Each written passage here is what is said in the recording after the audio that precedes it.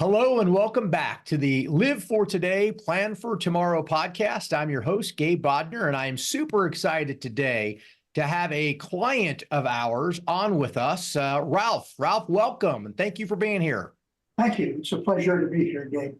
Well, thank you. And Ralph, I don't want to take up a whole lot of your time, and I appreciate your time very much, but the reason that I invited you and asked you to join us today on this podcast is because I truly have been so humbled by you and what you've chosen to do with your reverse mortgage. You know, we have a lot of clients that use a reverse mortgage to improve cash flow, to live a better quality of life, to pay off a mortgage, you know, cover long-term care expenses and those sorts of things. But you have a very unique story in regards to how you've utilized your proceeds.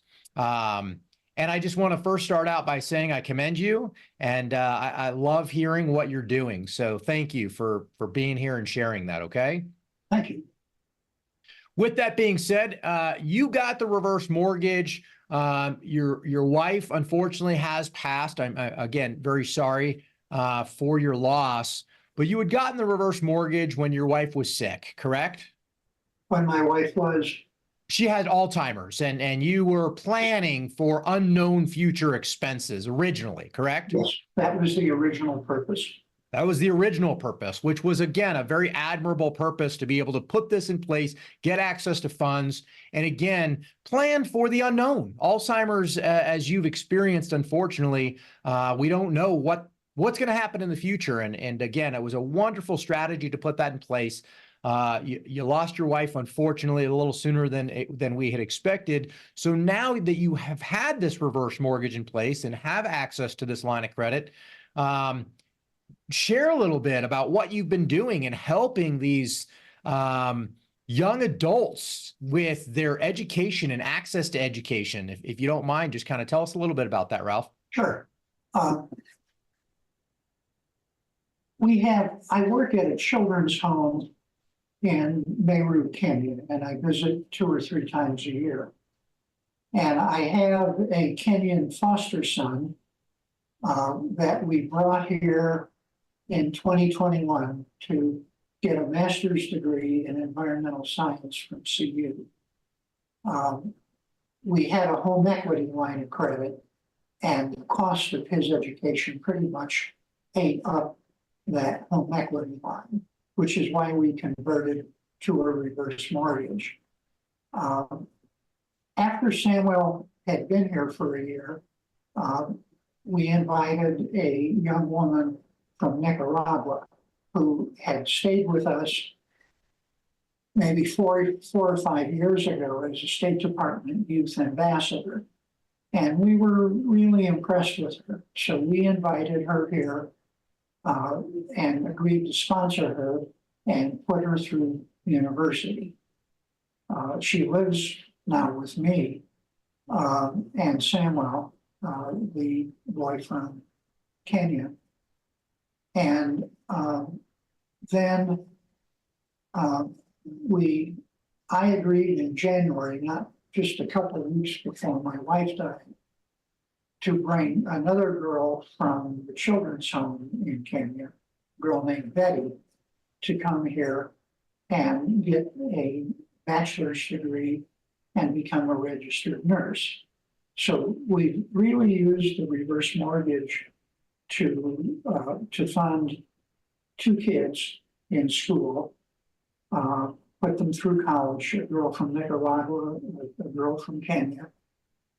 I'm going to bring another girl here, I think, from Malawi that I've become friends with and spent time with in Malawi.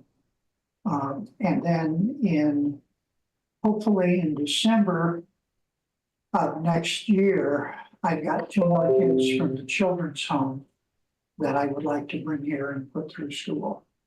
So that, other than paying for some incidental expenses, I use the reverse mortgage to pay for their tuition and school expenses and incidental expenses like bicycles and things like that. That is absolutely amazing. Again, I was blown away when I heard some of this. I didn't even know all of these details, Ralph. So again, thank you for sharing. This is just phenomenal. I've had hundreds and hundreds and hundreds of clients use reverse mortgages in different ways to give money to their alma mater, as an example, or to their church or their synagogue. But I have not had a client yet utilize the reverse mortgage in such a way to help children who you don't know, for lack of better terms, right? You really didn't know, unless I'm mistaken, but that No, I really knew these kids. you barely knew them, or you. No, I knew them.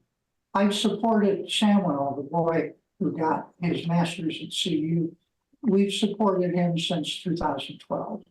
Gotcha. Okay. Secondary school and university in Kenya. I've known Betty at the children's home. She's 21 right now, but she's been at the children's home since she was 5, and I've known her probably for 10 years. The 2 kids that I want to bring here from the children's home in December of next year, I've known for quite a few years. And I know Samantha, the girl from Nicaragua. The girl from Malawi, I've only met once. She was here as a State Department youth ambassador, and was supposed to go back with her group last May, but she had a medical emergency, couldn't go back, and I got tapped to escort her back. And I just thought she was a delightful young woman, a curious, hardworking, really interesting young woman who wants to study engineering. Wow. And I've stayed in touch with her since I took her back in May, and have helped her with little things.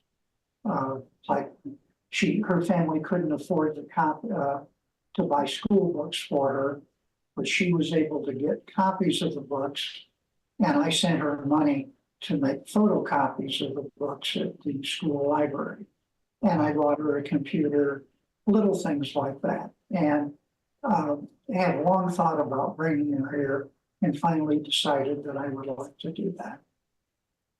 These kids, the world is full of kids who are bright, sparkling, decent kids who could contribute so much to the development of everything, who could be brilliant engineers, humanists, could contribute so much to society, and yet they come from places where they have no opportunities.